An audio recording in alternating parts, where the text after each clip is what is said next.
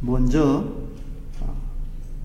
독일의 그 캐톨릭 영성학자로 이름을 떨치고 있는 안셀림 그린의 동경이라고 하는 책에서 발췌한 내용을 먼저 소개해 드리겠습니다. 만족할 수 없어 노력하고 노력해도 만족할 수 없어. 차를 타고 가는데 라디오에 어떤 사람이 나와 쓸데없는 정보들을 마구마구 쏟아내고 있네. 내 상상에 불을 붙이려고. 이것은 유명한 팝 그룹 롤링 스톤츠의 히트곡 중에 하나다. 이 곡은 삶에 대한 불굴의 동경, 즉 신뢰와 성취에 대한 욕구를 표현한다. 롤링 스톤츠의 멤버들이 신앙심이 깊다고 할 수는 없지만 이 노래를 통해 그들은 생의 본질적인 것을 표현하고 있다. 이 노래가 수많은 사람들을 감동시킨 것은 아마도 다음과 같은 이유 때문일 것이다. 약속, 성공, 관계, 돈, 칭찬 등 그 무엇도 실제로는 만족을 줄 수 없다는 것을 우리는 모두 체험해 오고 있다. 우리는 그것들을 기쁘게 누릴 수는 있지만 그것만으로는 살지를 못한다. 그것들이 우리의 동경을 충족시켜 주지도 않는다. 성공과 갈채만을 생각하고 오로지 이런 만족을 추구하는 사람은 이것에 중독되고 내적 자유를 잃어버리게 된다. 66세가 된 롤링 스톤츠와 빌 와이맨은 최근에 독일 기자에게 고백했다. 록스타의 삶이라는 것이 많은 사람들이 상상하듯 그렇게 빛나는 것만은 아니라고. 나는 집의 안락함을 느끼지 못하고 항상 수족관의 금붕어처럼 살아가고 있습니다. 주변에는 술과 마약이 넘칩니다. 그것들은 영혼을 파괴합니다. 영혼에게는 다른 것이 필요하다.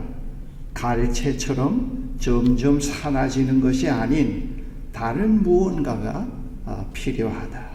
이상이 그 그린의 동경에 있는 내용의 글입니다. 옛날 사마리아 수가라는 동네가 있었는데 그 동네에 이스라엘 조상 야곱이 파놓은 우물이 있었습니다. 이 우물은 물이 귀한 팔레스타인 지방에서는 야곱의 후손들뿐만 아니라 목마른 길손들이 물을 마시고 쉴 수 있는 휴식의 장소이기도 했습니다. 그리고 이 우물은 아침 저녁 물을 길러 나오는 동네 여인들에게는 유일한 만남의 장소이기도 했습니다. 동네에 사는 여인들은 햇볕이 따가운 낮 시간을 피해서 선선한 때 그룹을 지어서 우물에 나와 한담도 하며 물을 길어가곤 하였습니다. 그런데 물 깃는 시간이 아닌 햇볕이 따가운 정오에 혼자서 물을 길러 나오는 여인이 있었습니다. 이 여인은 우물가에서 사람을 만나는 것을 원치 않았던 것으로 짐작이 됩니다. 이 여인은 소외된 삶을 사는 여인으로 생각이 됩니다.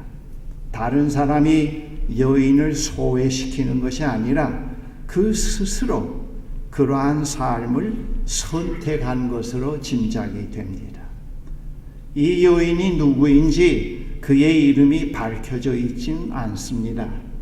성서에 단지 사마리아 여인으로만 익명으로 나타나 있고, 그의 이름은 지난 2000년 동안 성경을 읽는 독자들에게 한 익명의 여인으로 기억되어지고 있습니다.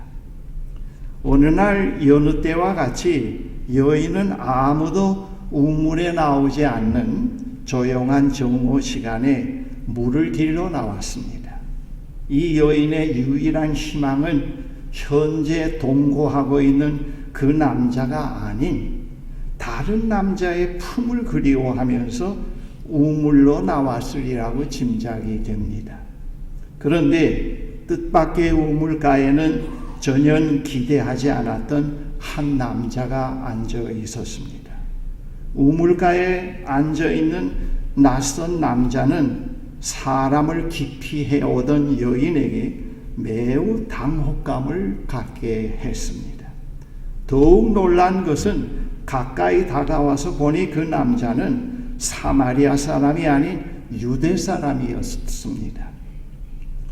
유대인들과 사마리아 사람들은 서로 상종하면서 살지를 못했습니다. 상종하지 않았습니다. 예루살렘을 거룩한 성으로 삼고 있는 유대와 북왕국의 중심지였다가 주전 722년 아시리아에 의해서 멸망당한 후 혈통, 종교, 문화적으로 유대인의 순수성을 훼손당한 사람들이 살고 있었던 사마리아 사이에는 경원과 반목이 계속해서 이어지고 있었던 것입니다. 여인이 우물가에서 만난 남자는 바로 그 유대 사람이었습니다.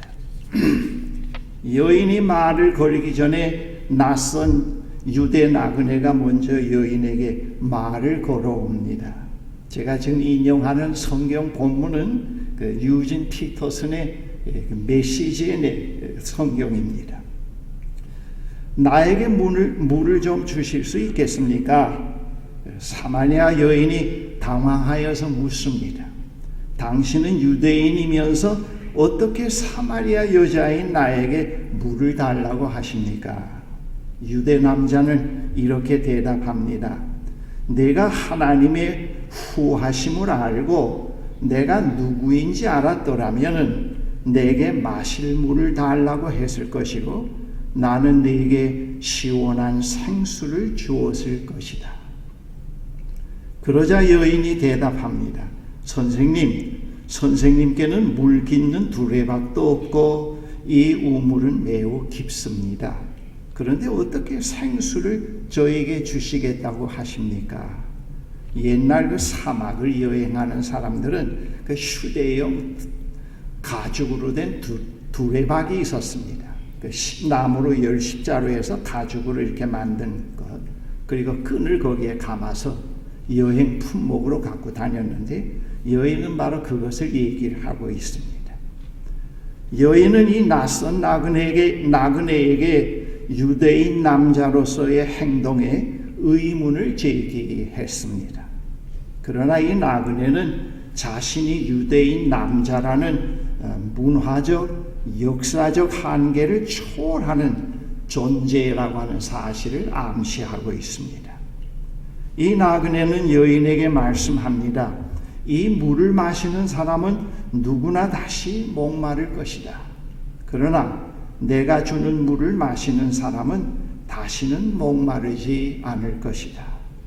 내가 주는 물은 그 사람 속에서 솟구쳐 오르는 영원한 생명의 샘이 될 것이다 했습니다.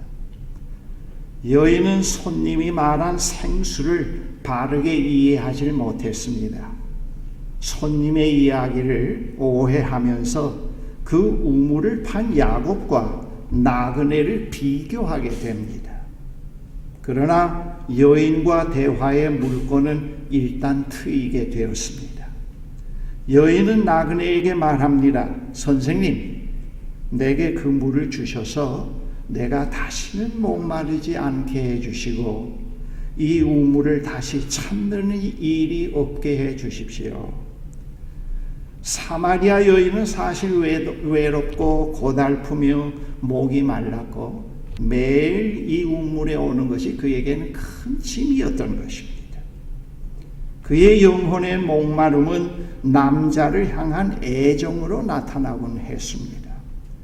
사연이 어찌되었든 간에 현재 6번째 남자와 동거하고 있게 만들었던 것입니다. 그러한 욕구가.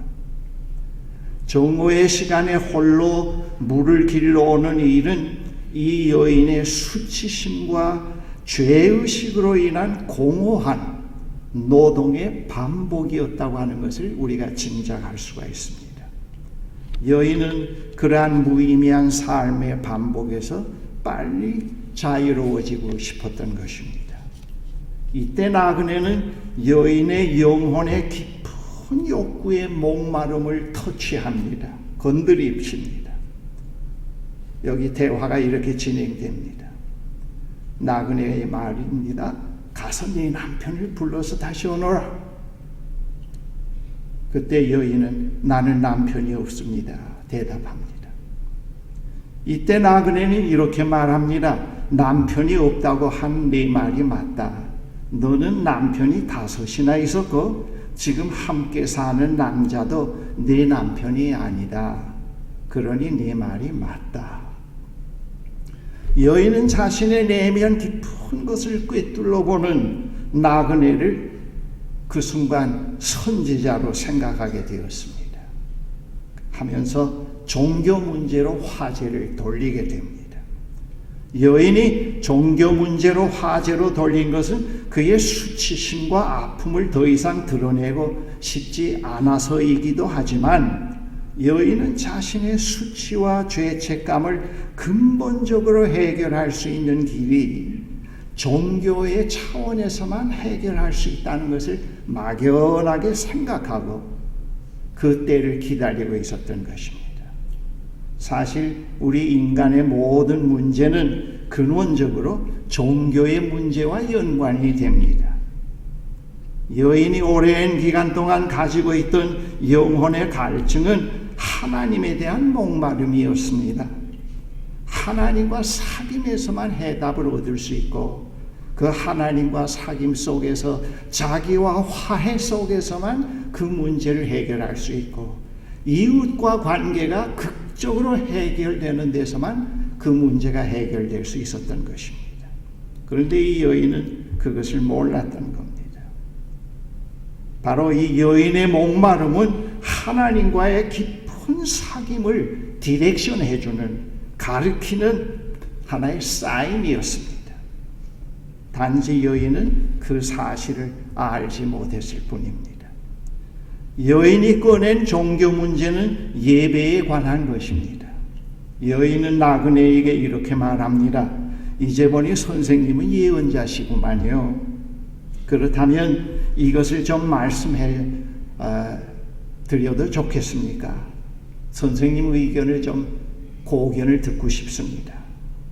하면서 여인이 하는 말이 우리 조상들은 이 산에서 하나님께 예배를 드렸습니다. 하지만 선생님 같은 유대인들은 꼭 예루살렘이 유일한 예배 장소라고 주장하고 있습니다. 그렇지요? 근데 여기에는 역사적인 그 배경이 있습니다. 여인의 질문에는 오랜 기간 동안 예배 문제에 대한 유대와 사마리아의 갈등의 역사를 배경으로 하고 있습니다. 솔로몬 이후 유대 왕국이 분열되고 나서 북왕국 왕 여로보암은 북이스라엘 사람들이 절기를 지키기 위해서 예루살렘으로 가는 것을 막기 위해서 베델과 단에 금송아지를 만들어 놓고 산당들을 지어 놓고 백성들이 거기 가서 예배를 드리게 했던 것입니다. 같은 맥락에서 사마리아는 페르시아 시대에 그리심산에 성전을 세워서 예루살렘 성전에 대항하기도 했던 것입니다. 그런데 주전 128년에 마카비 혁명이 일어난 후에 하스몬 왕조의 히르카누스에 의해서 그 성전이 다 파괴되었습니다. 그러나 사마리아 사람들은 계속해서 이 장소에서 제사를 드렸습니다. 사마리아와 유대의 신학적 갈등은 상당히 오랜 기간 동안 계속이 됐습니다. 그러면서 어떤 제사가 하나님께서 정말 받으시는 제사인가 묻고 있었던 것입니다. 사마리아 여인의 질문에는 이러한 역사적 배경이 숨겨져 있었습니다. 나그네는 여인에게 이렇게 대답을 합니다. 여자여, 내 말을 믿어라. 너희 사마리아 사람들이 이 산도 아니고 예루살렘도 아닌 곳에서 아버지께 예배 드릴 때가 온다. 너희는 어둠 속에서 확신 없는 예배를 드리지만 우리 유대인들은 밝은 배낮에 확신에 가득 찬 예배를 드린다. 하나님의 구원의 길은 유대인을 통해서 열린다. 그러나 너희가 어떤 이름으로 불리고 어디에서 예배 드리는지는 중요하지 않게 될 때가 온다. 사실은 그때가 이미 왔다. 하나님 앞에 중요한 것은 너희가 어떤 사람이며 어떻게 사느냐 하는 것이 중요하단다. 너희가 드리는 예배는 너희 영으로 진리를 추구하는 예배여야 한다. 아버지께서는 바로 그런 사람, 곧 그분 앞에 단순하고 정직하게 있는 모습 그대로 예배 드리는 사람들을 하나님은 찾고 계신단다. 하나님은 순전한 존재 그 자체 곧 영이시다. 그러므로 하나님께 예배 드리는 사람은 자신의 존재와 자신의 영과 자신의 참된 마음으로 예배를 드려야 한다 그랬습니다. 대화가 여기까지 이르자 여인에게는 새로운 깨달음의 지성이 열리기 시작했습니다. 처음 물 이야기에서는 겉돌았습니다.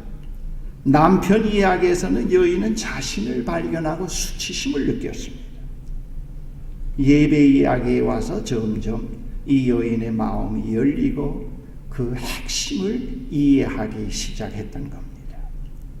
여인은 자기가 메시아를 기다린다고 했습니다.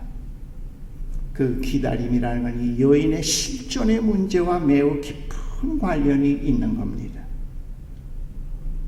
그런데 이 나그네는 놀랍게도 아주 직설적으로 자신의 정체를 드러냅니다. 나그네는 이렇게 말합니다. 내가 바로 그다 말이지. 내가 기다리는 그다. 너는 더 이상 기다리거나 찾지 않아도 된다. 나그네의 대답은 앞으로 메시아의 복음이 어떤 사람들에 의해서 받아들여질 것임을 암시하고 있는 것입니다. 목마른 사람들, 바로 그들에게 메시아가 구주가 되신다는 사실을 여기서 말씀하고 있습니다. 드디어 여인은 물동이를 놔두고 황급히 자리를 떴습니다. 여인이 놓고 간 것은 갈증 해소의 수단이었던 물동이 아니었습니다. 여인은 일시적으로 갈증을 채워줄 물을 길러 왔습니다마는 그러나 마을로 돌아갈 때는 그런 물을 갖고 가지 않았습니다. 갖고 있지도 않았습니다. 대신 여인은 영혼의 갈증을 영원히 없애줄 수 있는 물을 목격했습니다. 그 리얼리티를 본 것입니다. 그리고 그 이야기를 마음에 품고 그 이야기를 전달하기 위해서 마을로 쫓아갔습니다. 어둠 속에 있던 여인은 이제 대낮의 사람으로서 사람들에게 외칠 수 있는 그런 변화가 왔습니다. 그리고 동네에 들어가서 여인은 이렇게 말합니다. 여보세요, 보십시오. 내가 한 일을 지금까지 살고 있는 모든 것들을 다 알고 있는 사람을 내가 만났습니다. 와서 보세요. 그분은 나를 속속들이 알고 계시네요. 혹시 그분이 메시아가 아닐까요? 여기에 덧붙인다면 이렇게 얘기할 수가 있겠습니다. 나의 존재 문제에 해답을 준 그분을 와서 보세요. 그분은 그동안 나를 괴롭힌 존재의 어두운 비밀과 억압에서 나를 이렇게 완전히 풀어놨습니다. 와서 보세요. 자신의 어두운 내면의 세계 속으로 늘 움츠러들면서 그 어두움 속에서 늘 몸부림치던 여인의 시선이 말이죠. 생수의 근원, 그 리얼리티를 바라보는 새로운 관점으로 바라보는 삶의 시각이 새롭게 바뀐 것입니다. 이건 굉장한 변화입니다. 여인에게는 새로운 생수의 근원지가 생겼습니다. 여인의 말을 들은 동네 사람들은 기다리던 메시아를 보러 나왔습니다. 그리고 많은 사마리아 사람들이 예수를 믿었습니다. 이 익명의 사마리아 여인을 통해서 그 마을에 사는 사람들에게는 예수를 구주로 고백하는 새로운 역사가 열리기 시작했던 것입니다. 이것이 오늘의 본문의 내용입니다. 여러분, 옛날이나 지금이나 과학시대나 미개인시대나 인간에게는 언제나 영혼의 갈증이 있습니다. 이건 시대의 변화와 함께 변할 수 없는 것들입니다. 그러나 그것을 해결하는 인간적인 표현만 다른 거지, 수단만 다른 거지, 그런 것은 같습니다.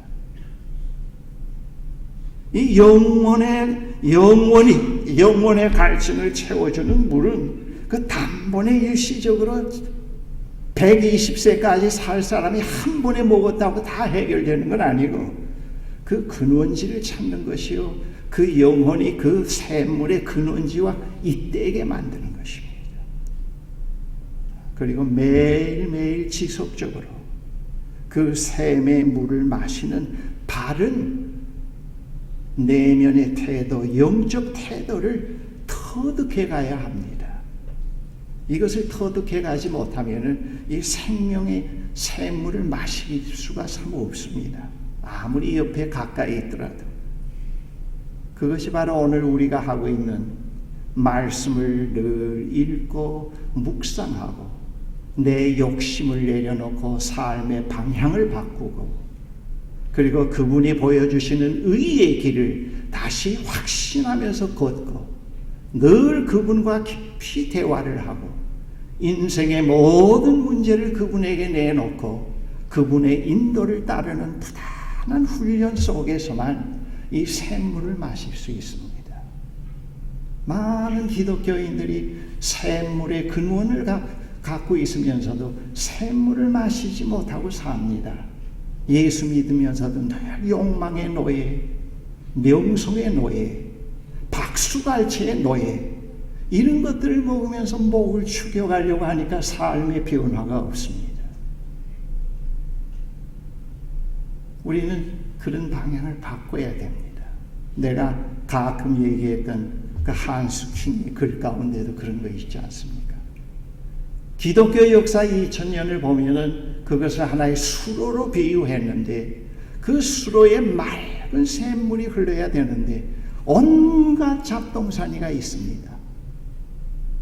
잡동사니가 있어서 맑은 샘물이 흐르지 못하는데 그럼에도 불구하고 그 온갖 잡동사니의 깊은 그 이면에는 맑은 샘물이 흐르고 있는데 기독교 역사는 바로 이제 그런 겉표면에 있는 그런 잡동사니가 기독교 역사를 이어오고 교회의 명목을 이어오는 것은 아니고 그 깊이에서 흐르고 있는 맑은 샘물 예수의 영이 오늘도 기독교 역사를 이어오고 있고 교회의 교회다움을 이어오고 있다고 그렇게 얘기를 했습니다.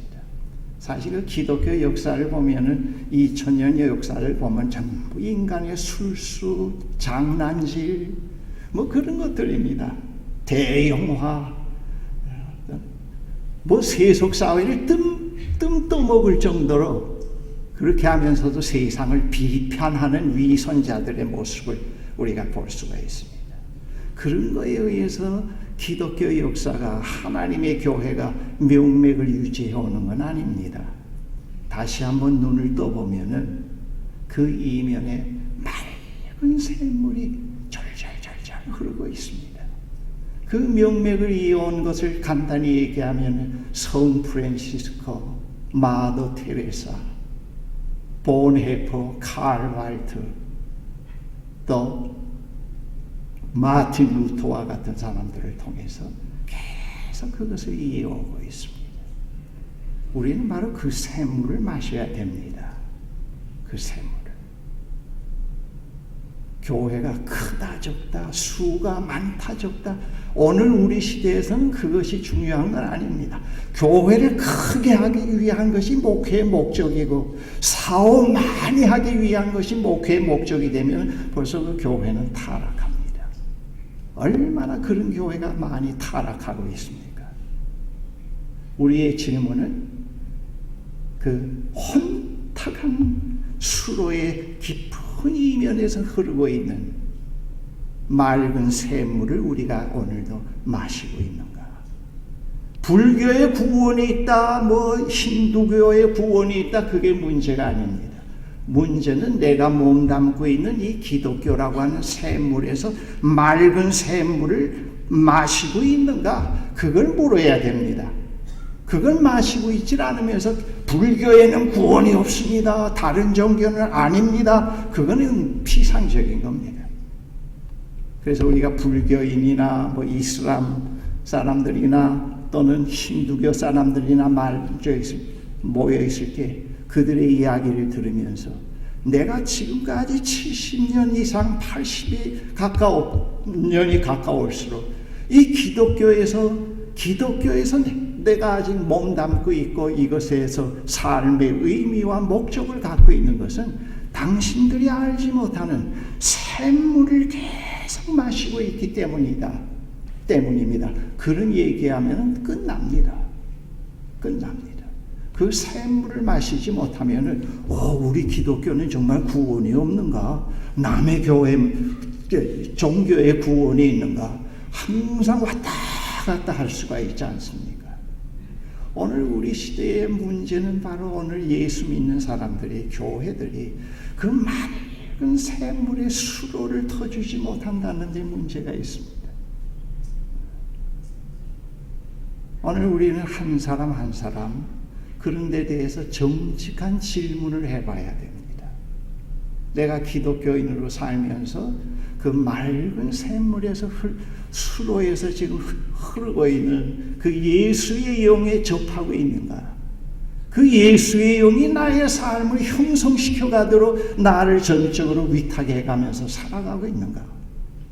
매 순간순간 인간적인 욕심과 거짓의 옷을 계속 벗으면서 살아가고 있는가? 그런 질문은 자주 해야 됩니다.